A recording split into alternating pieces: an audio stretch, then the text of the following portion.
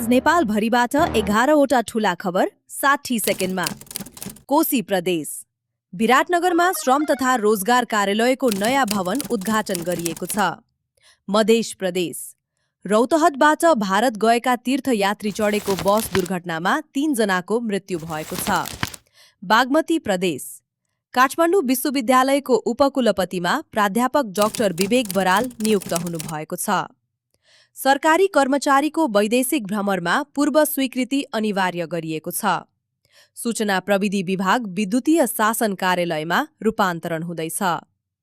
काठमाडौँको सुकेधारामा नेपाली कांग्रेसको संस्थापन इतर पक्षको राष्ट्रिय भेला सुरु भएको छ।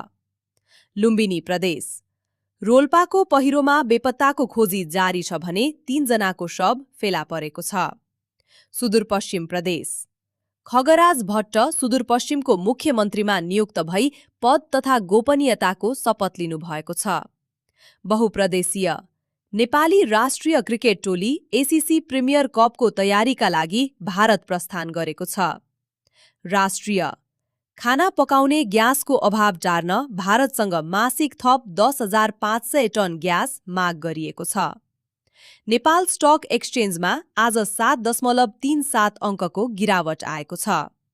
यी थिए आजका मुख्य खबर। थप अपडेटका लागि इपरेवा फलो गर्नुहोस्। कमेन्टमा तपाईलाई सबैभन्दा महत्त्वपूर्ण लागेको खबर लेख्नुहोस्।